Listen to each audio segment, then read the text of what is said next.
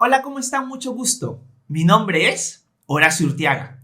El día de hoy vamos a comenzar con una nueva serie de estudios. La serie de estudios van a estar enfocadas en el libro de Mateo, el primero de los 4 evangelios y el más largo, ya que en total tiene 28 capítulos. La idea de esta nueva serie de estudios es leer juntos el evangelio de Mateo, comentarlo, estudiarlo y también aplicarlo a nuestra vida. De qué manera Dios nos quiere hablar en cada capítulo que vamos estudiando o en cada enseñanza que vamos viendo. Esa es una idea fundamental cuando nosotros estudiamos un capítulo o un pasaje de la Biblia. ¿Qué es lo que Dios nos quiere enseñar personalmente a cada uno? Así que este va a ser el enfoque en esta serie de estudios que van a ser de 28 capítulos. No sé exactamente cuántas clases tendremos en total, pero yo creo que va a ser algo muy edificante para nosotros ir capítulo tras capítulo, versículo tras versículo en este libro que nos va a mostrar la vida, obra, muerte y resurrección de Jesús. Una de las cosas que vamos a también continuar haciendo es usar la versión de la Biblia Reina Valera contemporánea.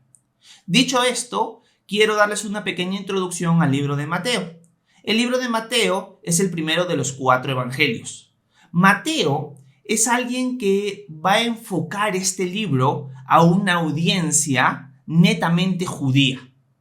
Una de las cosas que nosotros vemos en los primeros o en los 4 evangelios es que cada uno de ellos tiene un enfoque diferente.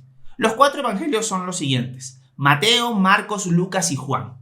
Cada uno de ellos tiene un público en su mente diferente del otro. Por ejemplo, Mateo va a estar enfocado a los judíos. Marcos va a estar enfocado a los romanos. Lucas va a estar enfocado a los griegos. Y Juan va a estar enfocado a todo el mundo en general. Así que Mateo, y eso es algo que tenemos que ir recordando constantemente mientras lo vamos leyendo, se está enfocando, se está dirigiendo a una audiencia judía, a una audiencia que conoce el Antiguo Testamento, que conoce las profecías. Y eso lo vamos a ir viendo capítulo tras capítulo, que Mateo se va a enfocar en ellos, se va a dirigir a ellos. Otro enfoque importante de Mateo, a diferencia del resto, es que Mateo tiene un propósito especial en escribir este evangelio. Y cuando digo evangelio, me estoy refiriendo a una buena noticia. Cuando nosotros escuchamos la palabra evangelio, nos estamos refiriendo a una buena noticia. Eso es lo que significa la palabra evangelio. Buenas nuevas, buenas noticias. Y es la buena noticia de Jesucristo, comprimida en estos 28 capítulos. Mateo tiene un enfoque diferente al del resto en el sentido que él va a mostrar en su evangelio que Jesús es el Mesías prometido al pueblo de Israel desde el Antiguo Testamento. Él va a enfocarse en mostrarnos que Jesús es el Mesías, que es el Rey de Israel, prometido en las Escrituras. Obviamente, para los lectores, las únicas escrituras que tenían eran el Antiguo Testamento. Marcos, por ejemplo, se va a enfocar a mostrarnos un Jesús con características serviles. Va a mostrar un Jesús siendo siervo, siendo alguien muy activo. Lucas, por ejemplo, nos va a mostrar a un Jesús en su humanidad, siendo hombre. Y Juan va a mostrar la divinidad de Jesús. Se va a enfocar más en mostrarnos, en enseñarnos que Jesús es Dios hecho hombre. Mateo se va a enfocar bastante en la mesianidad de Jesús. Y eso es lo que vamos a ir viendo capítulo tras capítulo. Así que el enfoque de Mateo, Marcos, Lucas y Juan es diferente. Cuentan una misma historia. Obviamente, y esto capaz algunos de ustedes no lo saben, Juan es diferente a los 3 primeros. Los 3 primeros, Mateo, Marcos y Lucas, se conocen como los evangelios sinópticos. Esto quiere decir que tienen una similitud en su forma de ordenar la historia de Jesús, pero la cuentan con diferentes detalles. Por ejemplo, en ellos vamos a encontrar las mismas historias, pero contadas con detalles adicionales o con detalles reducidos en uno u otros escritos.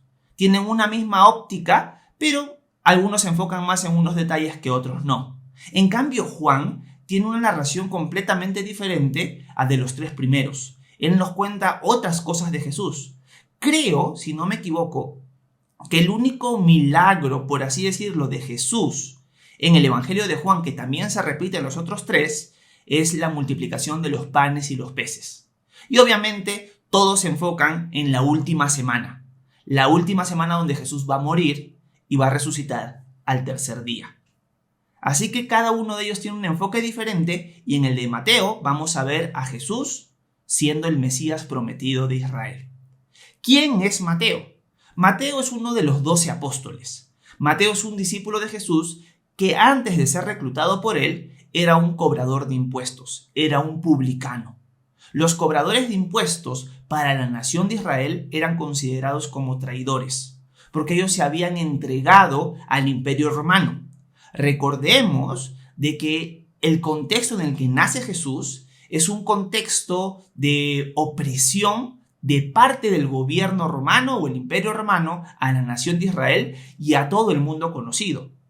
En el tiempo que nace Jesús y en el tiempo que se desarrolla su ministerio y los apóstoles, el Imperio Romano es el que gobierna el mundo conocido. Y existe la Pax Romana. Hay una paz que el imperio ha establecido. No hay guerras como lo hubo en tiempos anteriores a la conquista total de Roma. Algo que nosotros vemos en el libro de Daniel, que es otra serie de estudios que tengo archivada en YouTube y en las otras redes sociales, es que luego de la muerte de Alejandro el Grande, el rey griego, empiezan a haber demasiadas batallas y el mundo está en un caos tremendo porque están constantemente en guerras.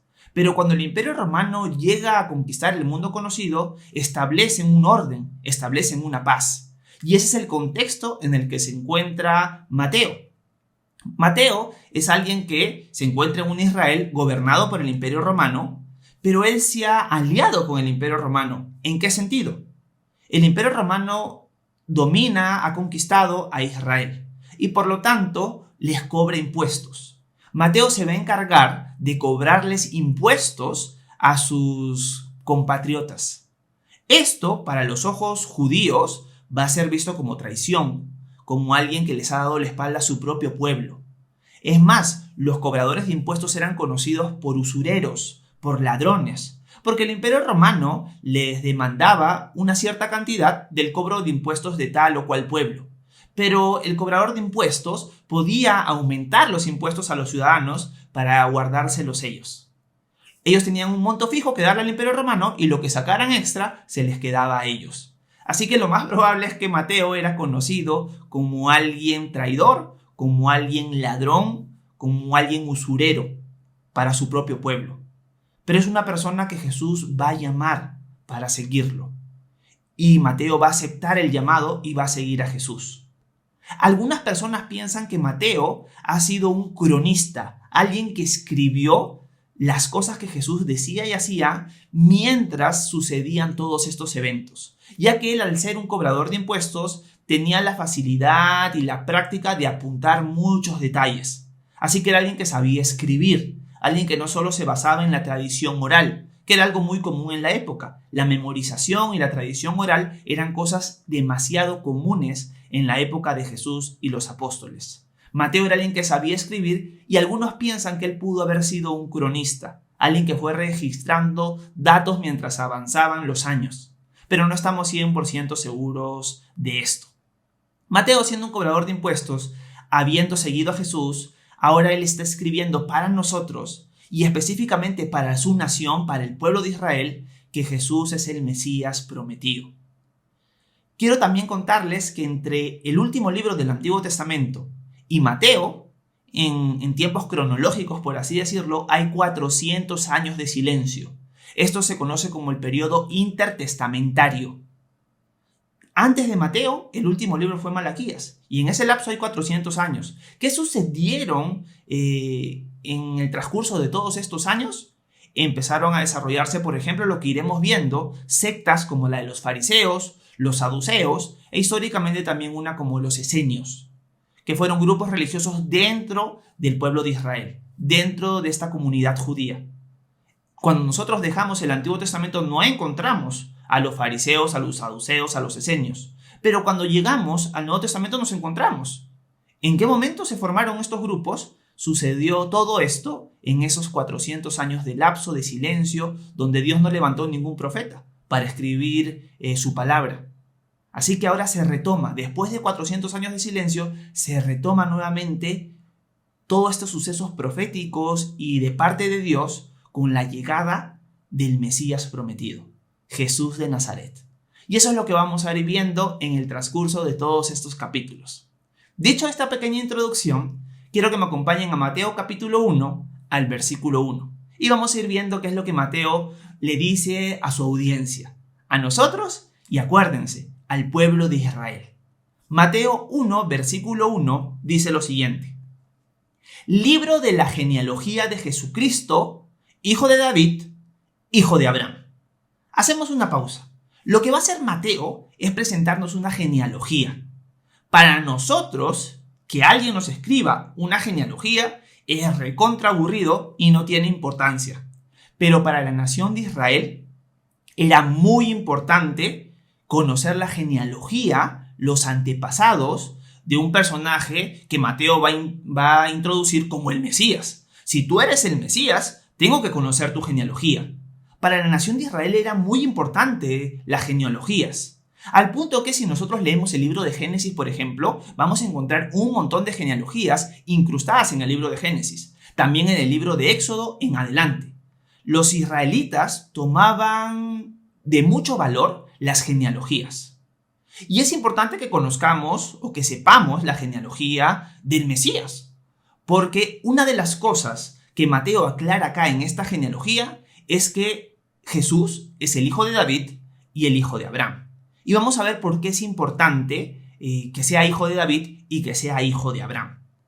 Los israelitas también tenían mucho respeto y mucha estima a las genealogías, porque, por ejemplo, si tú eras un sacerdote, que tenías que ser de la tribu de Leví, y tenías que oficiar en el templo, si no había tu genealogía de tus antepasados y que tú descendieras de Aarón, no ibas a poder oficiar. En muchos libros del Antiguo Testamento vamos a encontrar a levitas que quieren servir en el tabernáculo o en el templo y se les prohíbe porque sus genealogías no se han encontrado y no se les permite servir. Para ellos era muy importante rastrear a tus antepasados. Mateo va a empezar a contarnos la genealogía de Jesús y nos dice que él es hijo de David, hijo de Abraham. ¿Por qué Mateo toca estos dos títulos? Ojo, aclaro algo. Jesús no es hijo literal de David. David es un antepasado lejano de Jesús. ¿Pero por qué se le conoce como hijo de David? Primero, porque una de las cosas que tenía bien claro el pueblo de Israel en la época de Jesús es que el Mesías iba a ser descendiente del rey David. Y era común en la época citar a un antepasado famoso tuyo como si fuera tu padre. No necesariamente literalmente tu padre, sino como tu antepasado famoso, por así decirlo. Por eso es que se conoce como hijo de David. No es su hijo literal, pero sí es su antepasado. ¿Por qué es importante que sea hijo de David? Porque en 2 de Samuel, capítulo 7, Dios le hace una promesa a David. Le hace la siguiente promesa, que uno de sus descendientes va a ser un rey de Israel, que va a construir un templo y que su reinado nunca va a tener fin. Lo que Dios le estaba prometiendo a David en 2 de Samuel 7 es que por medio de él, de su descendencia, iba a llegar el Mesías prometido que iba a reinar por la eternidad. Así que si tú ibas a decir que eras el Mesías, tenías que demostrar primeramente que eras hijo, que eras descendiente de David. Este pacto que hace Dios con David en 2 de Samuel 7 se conoce como el pacto davídico. Así que si tú eres un judío y alguien te dice esta persona es el Mesías, obviamente tienes que saber, Dios le prometió a David de que el Mesías iba a ser su descendiente. ¿Esta persona que dice el Mesías es descendiente de David? Si no lo es, no es el Mesías. Por eso Mateo está mostrando, sí, es hijo de David, y lo voy a mostrar a continuación. Pero no solamente es hijo de David, sino es hijo de Abraham. ¿Por qué hijo de Abraham? Abraham fue el patriarca de la nación de Israel. Es conocido como el padre de la fe. Abraham obviamente no era un israelita, no era un judío, porque él es mucho antes de Israel.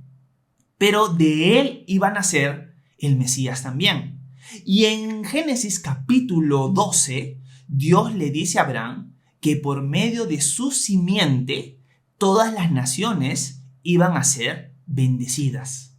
Y cuando habla acerca de la simiente, acerca de la semilla que iban a ser de Abraham, que iba a ser descendiente de Abraham, está hablando del Mesías. Y que en el Mesías iban a ser benditas todas las naciones, todas las familias de la tierra.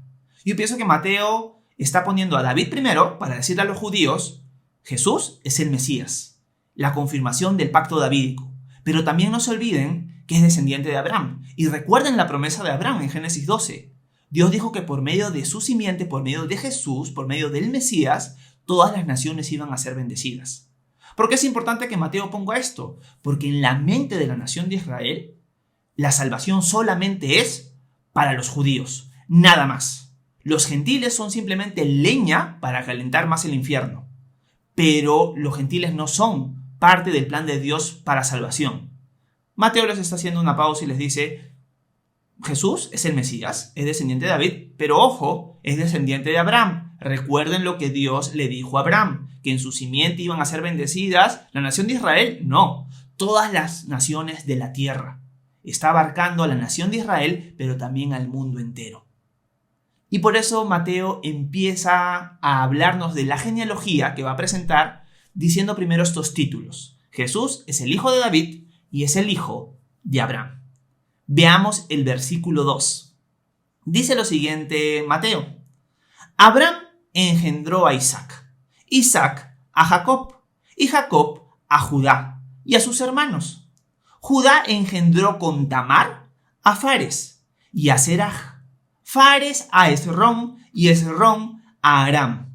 Aram engendró a Aminadab a Nazón y Nazón a Salmón. Salmón engendró con Rahab a Booz. Booz engendró con Ruth a Obed y Obed a Yesé. Versículo 6. Yesé engendró al rey David y con la que fue mujer de Urías, el rey David engendró a Salomón. Acá Mateo está presentando la genealogía de Jesús a partir de Abraham, no a partir de Adán, porque él se está enfocando en el pueblo de Israel. Les adelanto que el Evangelio, según San Lucas, nos narra otra genealogía. Y cuando nos narra Lucas la genealogía, él sí parte de Adán. Porque Adán está mostrando que Jesús es hombre, que Jesús no es un espíritu andante, sino que Jesús realmente es Dios hecho hombre.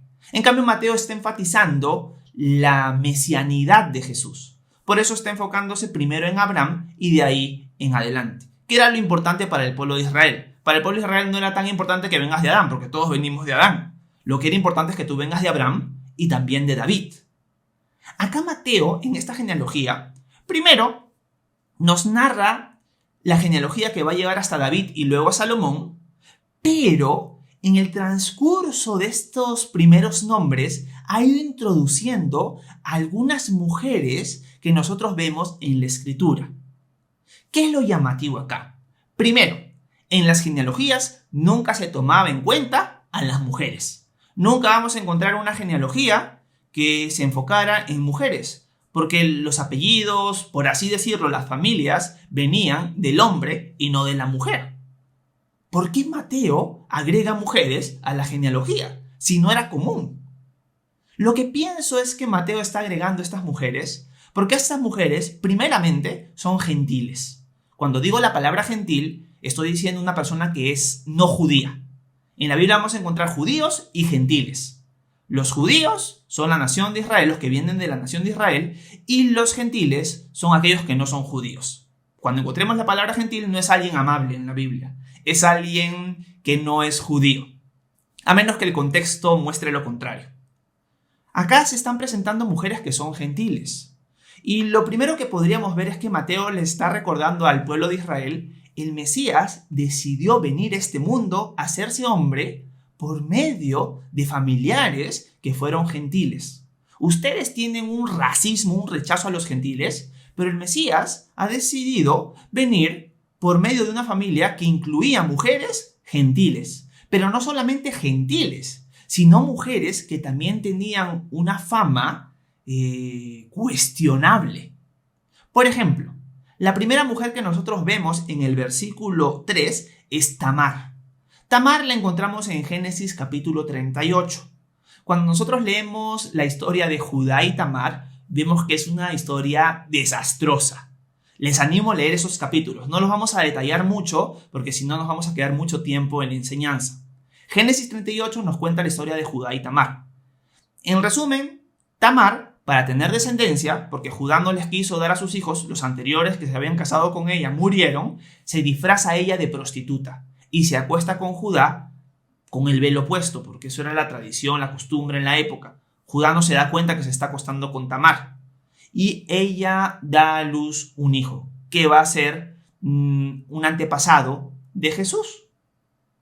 Entonces, Jesús está deseando o ha aceptado, ha elegido venir a este mundo por medio de un antepasado que se prostituyó y que no era parte del pueblo de Israel. Pero no solo encontramos a Tamar, una mujer que se prostituyó, sino también encontramos a Rahab. Rahab, una ciudadana de Jericó, la encontramos en el libro de Josué, también era una prostituta. Tamar se prostituyó, no era prostituta, pero Rahab sí era prostituta de profesión. Y Jesús ha decidido venir a este mundo por medio de un antepasado que era una prostituta gentil. No solamente encontramos a ella, sino también encontramos a Ruth. Ruth tiene su propio libro en el Antiguo Testamento. Está después de Josué. Y Ruth es una moabita, no es una israelita. Es una moabita que decide poner su confianza en el Dios de Israel y es una mujer ejemplar. Pero era una moabita, alguien que la gente en Israel iba a decir, esta es una moabita, tratándola con desprecio. Y Jesús decide venir a este mundo por medio de una moabita, llamada Ruth. Pero no solamente por medio de ella, sino también por medio de la mujer con la cual cometió adulterio David. David cometió adulterio con una mujer que se llamó Betsabé. Acá, Mateo pone con la esposa o con la mujer de Urías el Eteo o Urías el Hitita. Cuando nosotros leemos 2 de Samuel, creo que son los capítulos 11 y 12, vemos que David se acuesta con la mujer de Urías. Urías era un gentil, era un hitita. Él no era un israelita. Y él se acuesta y comete adulterio con Betsabé. Y no solamente eso, sino que David manda a matar a Urías. Y el hijo segundo que le nacería a Betsabé con David sería Salomón. Porque el primer hijo Dios decide que muera. Entonces, lo que estamos viendo en esta primera parte de la genealogía es que el Mesías ha decidido venir por medio de personas gentiles y por medio también de personas cuestionables, de mujeres cuestionables, que el mundo rechazaría, que el mundo cuestionaría, que el mundo rechazaría completamente por su profesión, por su actitud, por su desempeño, por un montón de cosas más. ¿Por qué Jesús decide venir a este mundo con esos antepasados? ¿Por qué hace eso? Porque Jesús lo que quería mostrarnos era su amor por todos, no solamente por los judíos, sino también por los gentiles. Y que Él también acepta y te acepta a ti a pesar de tu pasado. Rahab, Ruth, todas las mujeres que estamos conversando aquí, tienen un pasado cuestionable, un pasado que las personas las señalarían con el dedo. Pero Dios las aceptó. Ellas vinieron a los pies del Señor y el Señor las aceptó. Y capaz tú eres una persona que dice, a mí Jesús o Dios nunca me aceptaría. No sabes todo lo que yo he hecho, Horacio. No sabes todas las fallas que he cometido y sigo cometiendo. Dios no creo que me ame. Dios no creo que me quiera aceptar. Yo creo que Jesús está usando esta genealogía para decirnos hoy, si tú vienes a mí, yo te acepto. Tu pasado lo dejamos atrás. Yo en la cruz he pagado por todos tus pecados y ahora mis brazos están abiertos para ti. Ven a mí, no importa tu pasado, no importa todo lo que has hecho, yo te acepto. Yo he venido a sacrificarme por ti porque sé que eres pecador. Hay algunos que han fallado de una manera más grande que otros, pero mira cómo he decidido yo venir al mundo, con mujeres que la gente trataría como lo peor de lo peor. Pero yo decidí que ellas estuvieran dentro de mi familia terrenal, para mostrarte a ti que si tú vienes a mí, yo te acepto, no importando tu pasado. No solamente he venido para el pueblo de Israel, he venido para todo el mundo. Como le prometí a Abraham, yo iba a ser la simiente que iba a bendecir a todas las naciones y te quiero bendecir a ti. No importa tu pasado, no importa tu pecado. Ven a mí y yo te voy a hacer una nueva criatura. Yo te voy a restaurar, yo voy a ser el que te voy a cambiar, dice el Señor. Y eso es algo hermoso que le está mostrando aquí en esta primera parte de la genealogía, que se enfoca hasta David y luego Salomón. Me encanta eso. El Señor nos acepta tal como somos, pero no nos deja tal como somos. Él nos transforma. Pero primero tenemos que venir a sus pies.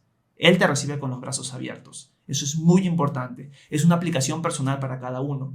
Y alguien podría decir, me pongo a pensar ahorita, Horacio, pero yo ya soy alguien que he estado siguiendo a Jesús y no sabes lo que he fallado. No sabes esos pecados que nadie conoce. Solamente Dios los conoce. No se lo he confesado a nadie porque son terribles. Y me da vergüenza acercarme al Señor. No creo que Él me vuelva a aceptar. Bueno, el Señor murió por ti sabiendo que ibas a fallar de esa manera. Pero lo que el Señor quiere es que no te quedes en esa condición y que no creas la mentira de que Él te rechaza y que Él ya no te va a aceptar. Lo que Él quiere es que tú confieses tu pecado y te acerques a Él. Primera de Juan, el libro de Primera de Juan dice que si nosotros confesamos nuestros pecados, Dios es fiel y justo para perdonarnos y limpiarnos de toda maldad. Y algo que nosotros tenemos que recordar siempre es que para los que estamos en Cristo no hay condenación. Si tú estás en Cristo, no hay condenación para ti, porque Jesús ya recibió todo el castigo que tú mereces por tu pecado. Obviamente, si tú pecas aquí en la tierra y habiendo creído en Él, van a haber consecuencias por tu pecado. Pero el Señor no te rechaza. El Señor quiere venir y que no te separes de Él. Porque cuando tú te separas de Él, es cuando estás débil. Cuando tú estás en Él, cuando tú pasas tiempo con Él, en su presencia, tienes intimidad con Él constantemente, vas a estar fuerte en Él. Pero si tú te separas, vas a estar seco. Y muchas veces nosotros caemos en pecados así porque no estamos a los pies de Cristo constantemente y no reconocemos que el único que puede hacer ese cambio es Él. Y por eso fallamos. Porque pensamos que podemos solucionarlo todo nosotros. Nuestras adicciones, nuestras tentaciones, cualquier debilidad. Pensamos que nosotros podemos solucionarlo. Pero no es así. El único que lo puede hacer es el Señor. Pero tienes que venir a sus pies y tienes que reconocerlo y pedirle ayuda. Pero si no lo haces, vas a seguir en ese mismo círculo vicioso. Así que acércate a Él. Él no te rechaza. Levántate de lo que te has caído y acércate a Él. Él te acepta con los brazos abiertos. Mira las mujeres que aceptó.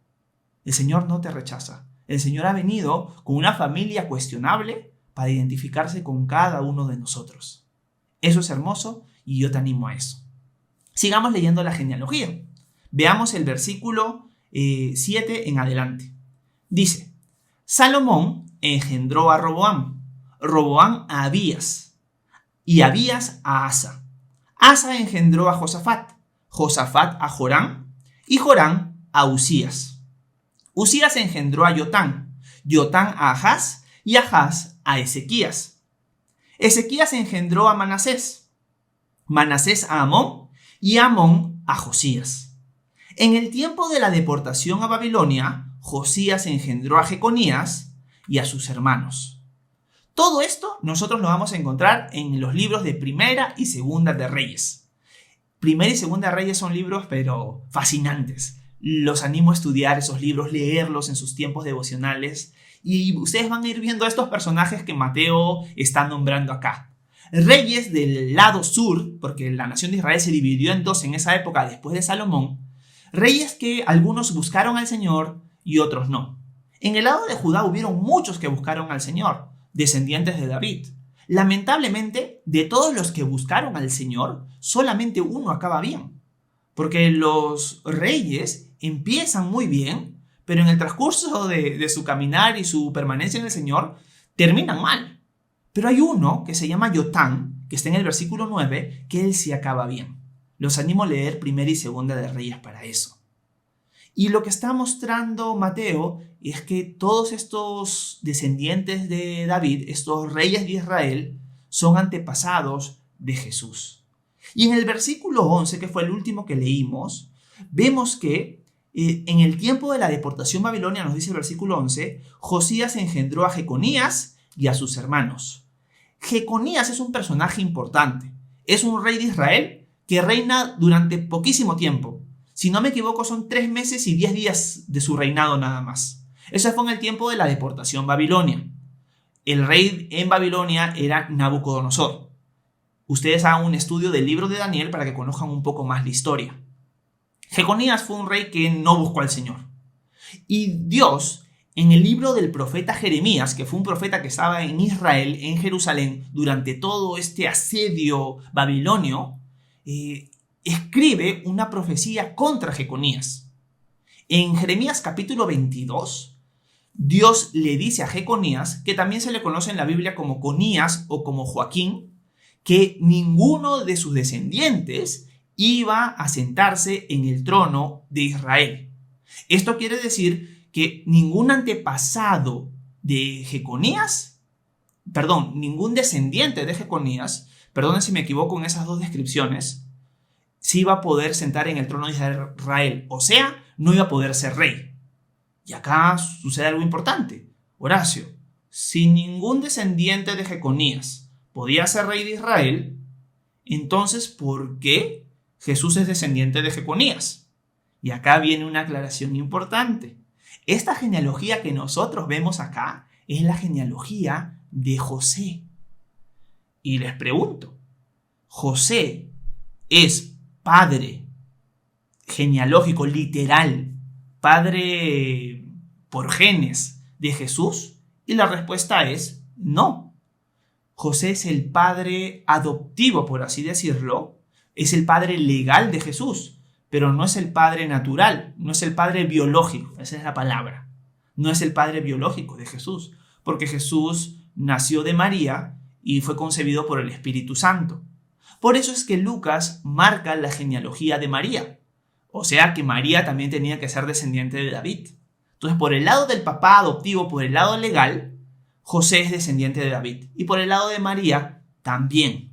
Pero por el lado de José, si hubiera sido biológicamente hablando Jesús su hijo, primero, no podía haber sido Dios en ese caso, y segundo, no hubiera podido ser rey, porque Jeconías tenía esta maldición. Pero al ser un padre legal y no ser un padre biológico, sí le da el derecho al trono de Israel, al trono de Judá, pero no aplica la maldición de Jeconías. Es un detalle importante. Y yo creo que Mateo está usando toda esa genealogía y remarcando a Jeconías para mostrarle al pueblo de Israel, a los judíos que están leyendo esto, y a nosotros, de que Jesús nació por obra del Espíritu Santo de una virgen. José, siendo el padre legal, no fue el padre biológico. Yo creo que por eso están marcando muy bien a Jeconías acá, para mostrar, ojo, si hubiera sido padre biológico si hubiera sido hijo biológico de José, no hubiera podido ser rey de Israel, no podría ser el Mesías. Pero no es hijo biológico, sino es hijo legal de José nada más. Espero se haya entendido esta descripción. Sigamos en la genealogía, versículo 12. Después de la deportación a Babilonia, Jeconías engendró a Salatiel y Salatiel a Zorobabel. Zorobabel engendró a Abiud a Eliaquín y Eliaquín a Azor. Azor engendró a Sadoc, Sadoc a Aquín y Aquín a Eliud. Eliud engendró a Eleazar, Eleazar a Matán, Matán a Jacob. Y Jacob engendró a José, marido de María, de la cual nació Jesús, llamado el Cristo. Hago una pausa porque acá Mateo hace un cambio. Todo es el hombre engendró a tal, el hombre engendró a tal. Por ejemplo, en el versículo 13, Zorobabel engendró a Abiud. En el versículo 15, Eliud engendró a Eleazar. Pero en el versículo 16 nunca dice José engendró a Jesús, sino dice que José fue marido de María, no está diciendo que sea padre biológico de Jesús, y dice de la cual, o sea, de María, nació Jesús llamado el Cristo. Acá Mateo está mostrando claramente que Jesús no es hijo biológico de José, pero sí su hijo legalmente hablando. Y acá dice que de María nació Jesús llamado el Cristo. El otro día estaba conversando con una persona y le decía que cuando nosotros estudiamos el Antiguo Testamento siempre hay esta revelación constante de quién va a ser el Mesías prometido. Y siempre usamos la palabra Mesías, Mesías, Mesías, Mesías, que literalmente significa ungido. Alguien que está nombrado para desempeñar una función. Por ejemplo, un sacerdote en el pueblo de Israel tenía que ungirse antes de servir. Igual un rey y también un profeta. Pero se estaba esperando a aquel que iba a ser el ungido. No un ungido común y corriente, como un sacerdote, un rey o un profeta. Obviamente no son comunes y corrientes, pero su unción sí. Pero se esperaba que iba a venir el ungido. Aquel que iba a oficiar como sacerdote, como rey y como profeta. En uno solo. Y ese es el Mesías, el ungido. Y cuento esto porque acá dice llamado el Cristo. Y cuando nosotros leemos el Nuevo Testamento, y me pasaba a mí mucho esto, no atamos, no hilamos muy bien que la palabra Cristo es la palabra griega para Mesías en el hebreo. Entonces, cuando nosotros veamos Cristo, está diciendo Mesías. En otra traducción podría decirse lo siguiente: y Jacob engendró a José, marido de María, de la cual nació Jesús, llamado el Mesías. Acá es llamado el Cristo. Así que cuando ustedes vean Cristo, está hablando de Mesías. Y esto es muy importante para la nación de Israel porque ellos estaban esperando al Mesías prometido. Obviamente, y hago un paréntesis rapidito, el pueblo de Israel no está esperando un Mesías salvador, un Mesías que los va a librar de los pecados, sino está esperando un Mesías político que los libere del Imperio Romano. ¿Por qué? Porque en el Antiguo Testamento ustedes van a encontrar profecías del Mesías muriendo, sirviendo, y también de un Mesías reinante, conquistando. ¿Por qué hay esas dos descripciones? Porque el Mesías, aunque no se entendía en el Antiguo Testamento muy bien eso, es más, era imposible, creo, a menos que el Espíritu Santo te lo revelara, que el Mesías iba a venir en dos partes, era imposible que tú descubrieras eso. Pero el Mesías iba a venir en dos oportunidades. Una, la que estamos leyendo, como el siervo sufriente. Isaías 53 nos da una profecía de eso. Pero también iba a venir como el Mesías reinante, que eso es algo que nosotros estamos esperando. Aún Jesús no vuelve en su segunda venida a reinar. Pero el pueblo de Israel se enfocó más en el reinante y dejó al lado el sufriente. Entonces ellos esperaban un Mesías reinante y no uno que iba a morir por sus pecados. Porque la nación de Israel en este tiempo no se considera como que necesitamos un salvador, no estamos muy bien, sobre todo los fariseos, los saduceos, los religiosos de la época. Pero no, Jesús iba a venir como el Cristo, como el Mesías sufriente. Y eso es muy importante que la nación de Israel lo entienda. Versículo 17. Dice Mateo: de manera que todas las generaciones, desde Abraham hasta David, son 14. Desde David hasta la deportación a Babilonia, 14. Y desde la deportación a Babilonia hasta Cristo, o sea, Mesías, 14. ¿Por qué Mateo separa las genealogías así? Porque en la época de Jesús y en los siguientes años y en los años anteriores, tener un pergamino, un papiro, un libro, vamos a decirlo así, era costoso, era solamente accesible para la gente de mucho dinero. Entonces la gente tenía la facilidad y la capacidad de memorizar mucho. Y la forma de memorizar era ordenar en ciertas ramas o en ciertas como que líneas, ciertas ideas, ciertas cosas, en este caso la genealogía, para que fuera más fácil de comprender. Por eso Mateo lo separa así. Y hago otra aclaración. Cuando nosotros leemos esta genealogía, no creamos de que está tomando cada uno de los descendientes literalmente hablando, o sea que no se ha saltado ninguno. No, Mateo se está enfocando en los principales. Está tocando muchos detalles y los está separando en estos grupos para poder memorizar bien la genealogía y poder exponerla al pueblo de Israel de una manera oral, porque no todo el mundo, es más, muy pocas personas eran las que tenían acceso a tener un libro, un pergamino, un rollo. Entonces por eso lo está separando de esa manera, para una mayor o una fácil memorización. Esa es la idea aquí. Bueno, Mateo ha terminado con las genealogías. Ya nos mostró que Jesús es el hijo de David, es el hijo de Abraham. Ahora nos va a detallar cómo es lo que se vive en el tiempo en que María queda embarazada. Veamos el versículo 18 y ya estamos a punto de acabar el capítulo. Dice lo siguiente el versículo 18. El nacimiento de Jesucristo fue así. María, la madre de Jesús, estaba comprometida con José, pero antes de unirse como esposos, se encontró que ella había concebido del Espíritu Santo. José, su marido, era un hombre justo y quiso dejarla secretamente, pues no quería denigrarla.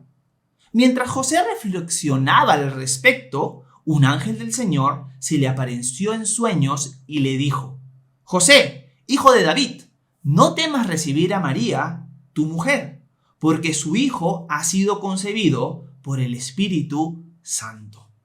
Los detalles de la visita del ángel Gabriel a María para la futura concepción del Mesías en ella se narran en el libro de Lucas. Mateo no nos cuenta esto. Lo que Mateo nos cuenta es que María quedó embarazada del Espíritu Santo. José y María están, en esta versión nos dice, comprometidos. En otras versiones van a usar la palabra desposados. Era tradicional de la época que las personas entraran en un compromiso un año antes del matrimonio, que se conoce como el desposatorio.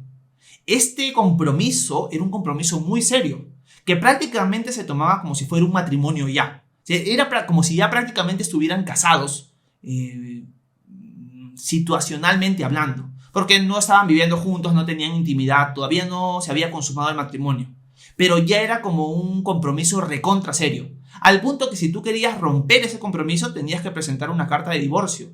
Ya cuando tú estás en ese año de desposatorio y estás desposado, para separarte tendrías que presentar carta de divorcio. Así de serio era el asunto.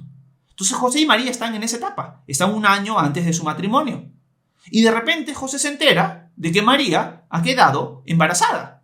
Obviamente José no sabe que es del Espíritu Santo. Aparentemente, según el texto, María no le ha contado. Lo más probable es que María diga: no me vas a creer. Si yo le digo a José: he quedado embarazada del Espíritu Santo, José me va a mandar a rodar por ahí. No me va a creer. Entonces lo más probable es que María no le haya contado esto a José. José se haya dado cuenta de eso, pero José, siendo alguien justo, siendo alguien de un corazón muy noble, decide dejar a María en secreto. Esto es presentar una carta de divorcio y hacerlo sin que la mayor cantidad de gente lo sepa, para no deshonrarla a ella. José podría haber hecho un escándalo público, y es más, hasta haber demandado que la apedreen, porque imagínense, María quedó embarazada, ya está desposada con José, y no, el hijo no es de José. La ley de Moisés en el Antiguo Testamento para la nación de Israel demandaba que si una mujer caía en adulterio o fornicación debía morir. Así que José podría haber reclamado esto, aunque capaz no se hubiera aplicado porque ellos están bajo el Imperio Romano y este tipo de penas capitales no se aplicaban, pero la vergüenza pública la iba a maltratar durísimo a ella. Pero José decide hacerlo en secreto. Y acá vemos un principio importantísimo que José ejemplifica muy bien.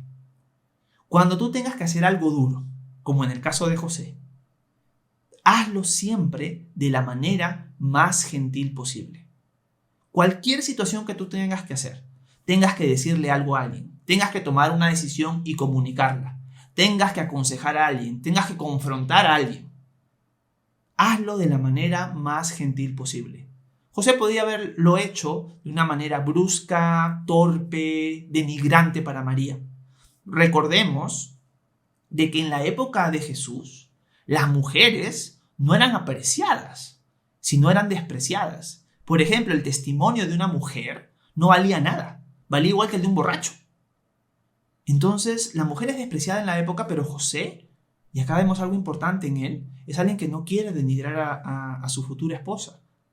Es alguien que la quiere honrar a pesar de que él sabe que lo ha engañado. Imagínense eso. José sabe, en su mente, obviamente sabemos que no es verdad, de que María lo ha engañado. Y aún así, él decide no denigrarla. Él tiene que tomar una decisión dura, radical, pero lo hace de la manera más gentil posible. Si tú haces las cosas de la manera más gentil posible, estás reflejando muy bien a Jesús. Porque Jesús, siendo atacado, no respondió atacando, Siendo maldecido, no respondió con maldición. Jesús fue alguien que encomendó su caso a la justicia de Dios y él, como cordero llevado al matadero, no abrió la boca. Fue alguien manso y humilde de corazón. José está tomando una actitud gentil, a pesar de lo duro de la situación que él está pasando. Imagínense lo que José debe estar pensando, cómo José se debe estar sintiendo. Y aún así, José decide hacer esto duro que tiene que hacer de la manera más gentil posible, no denigrando a la que iba a ser su futura esposa. Una lección muy importante que debemos aplicar para cualquier situación en nuestra vida. Cuando José ya tiene decidido esto, un ángel del Señor en sueños le dice: José, no abandones a María. Realmente ella ha concebido del Espíritu Santo. Y José decide no abandonar a María. Y eso es lo que se va a mostrar en los siguientes versículos. Volvamos a leer el versículo 20 y seguimos avanzando en adelante para acabar el capítulo. Dice: mientras José reflexionaba al respecto, un ángel del Señor se le apareció en sueños y le dijo: José, hijo de David, no temas recibir a María, tu mujer, porque su hijo ha sido concebido por el Espíritu Santo. María tendrá un hijo, a quien pondrás por nombre Jesús, porque él salvará a su pueblo de sus pecados. Acá el ángel le da el nombre a José del que va a ser su futuro hijo. Y el nombre es Jesús. El significado de Jesús en el hebreo es Jehová, Yahweh es salvación. Y el ángel le explica: tú vas a ponerle de nombre Jesús porque él salvará a su pueblo de sus pecados. Noten esto. Los receptores de esta carta están leyendo en este momento que el Mesías había venido para salvarlos a ellos de sus pecados. Igual nosotros, mientras leemos esto, tenemos que recordar todo el propósito de Mateo de contarnos quién es Jesús, que él es el Mesías, de mostrarlo, contarnos sus milagros, contarnos su predicación, su muerte, su resurrección, es para que nosotros sepamos que él ha venido a este mundo, Dios hecho hombre, para pagar por nuestros pecados y salvarnos de ellos mismos. Porque tú y yo somos culpables, tú y yo somos pecadores y necesitamos un Salvador. Dios nos ama tanto que vino a este mundo a tomar nuestro lugar en la cruz, morir y recibir el castigo que tú y yo merecemos, ser sepultado y al tercer día vencer a la muerte, resucitar, demostrando que era Dios, demostrando que él era justo, que él no cometió pecado y ascendió a los cielos. Y nos dice a ti y a mí que si ponemos nuestra confianza en él, lo reconocemos como nuestro Salvador, como nuestro Mesías, como nuestro Rey, en ese momento, en el momento que tú tomas esa decisión de poner a Jesús como Rey de tu vida, se hace un intercambio. El castigo que tú mereces por tus pecados, Jesús lo pagó por ti. Y lo justo que tú tienes que ser para llegar al cielo, Jesús te lo regala a ti.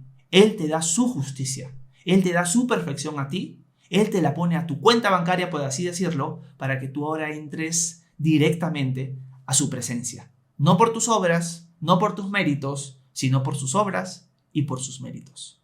Este es el mensaje de salvación que nosotros predicamos. Y ese es el mensaje que Mateo quiere relatarles a su pueblo, a la nación de Israel. Jesús vino a este mundo porque él iba a salvar a su pueblo de sus pecados. A ellos y a nosotros. Al pueblo de Israel siendo hijo de David y a nosotros siendo hijo de Abraham. Eso es muy importante. Hago una aclaración o doy un dato más de que el nombre Jesús no era un nombre muy especial para la época. El nombre de Jesús era un nombre muy común, pero el significado del nombre es muy importante, porque significaba Dios es salvación, Jehová es salvación, Yahweh es salvación. Y eso es lo que Jesús vino a hacer, salvarnos de nuestros pecados. Acabemos el capítulo. Versículo 22. Dice Mateo, escribiendo: todo esto sucedió para que se cumpliera lo que el Señor dijo por medio del profeta.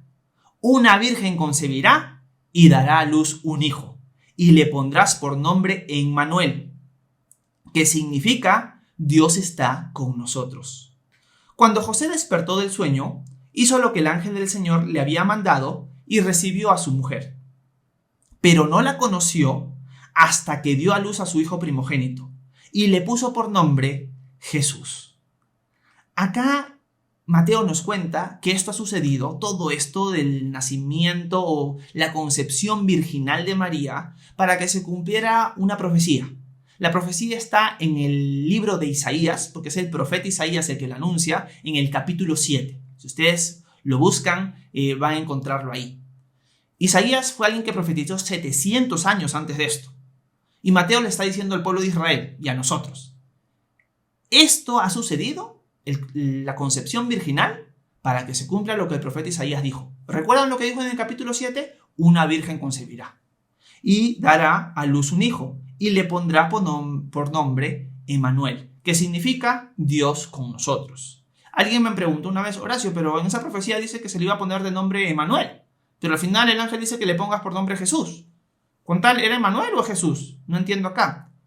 Una cosa importante que aclarar es que los nombres, para la nación de Israel sobre todo, marcan mucho la naturaleza de la persona.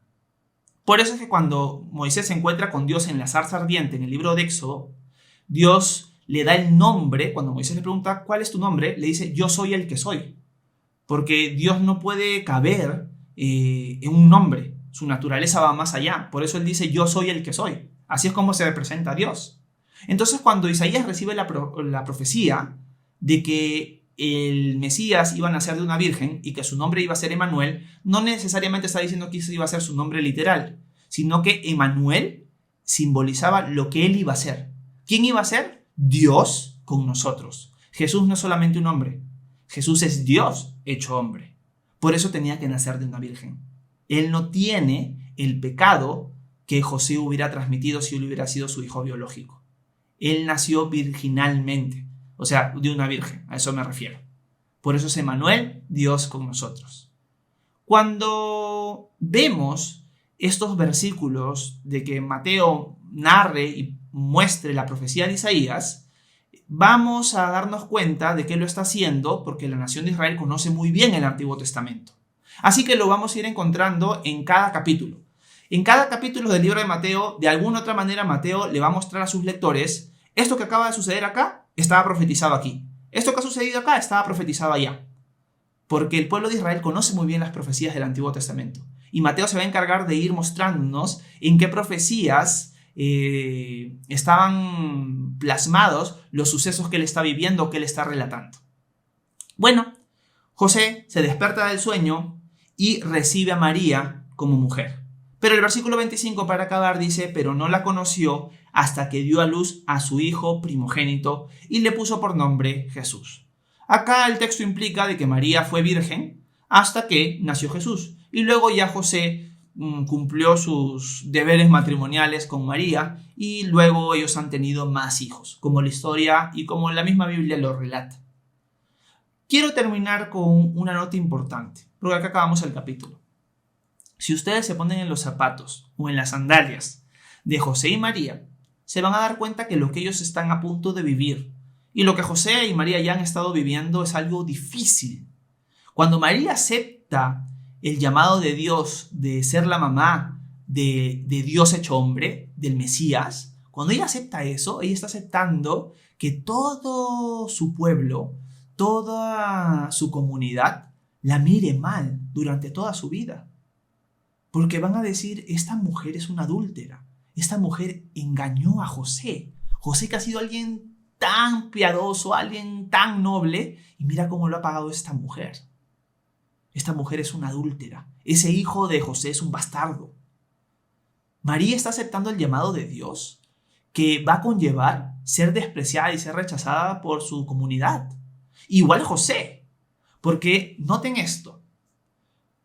1 año de desposatorio antes del matrimonio. María quedó embarazada en este año. Eso significa que cuando ya ellos recién se casen, María, 1, va a tener una barrigaza, o 2, ya va a tener a su hijo en los brazos. Así que se imaginan un matrimonio en esa comunidad israelita tan enfocada en la ley que veía muy mal, y con justa razón, y muy bien, veía mal el adulterio, la fornicación y todo eso. Pero se imaginan ver todo eso, se imaginan experimentar todo eso como pareja. por aceptar el llamado de Dios. José y María van a ser señalados, Jesús va a ser señalado por aceptar el llamado de Dios. Miren esto, hacer la voluntad de Dios, aceptar el llamado de Dios, no siempre significa que las cosas van a ser fáciles. Muchas veces por dar el paso correcto, por dar el paso de fe correcto, por dar el paso de obediencia correcto, vas a tú sufrir rechazo, ataques, burlas, la gente no te va a entender y tú vas a sufrir por causa de obedecer a Dios. Porque José, ni bien tiene esta visión, este sueño, él obedece inmediatamente. No es como, bueno, lo voy a pensar Ángel, ¿no?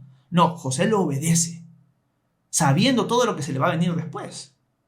Así que quiero acabar con esta lección.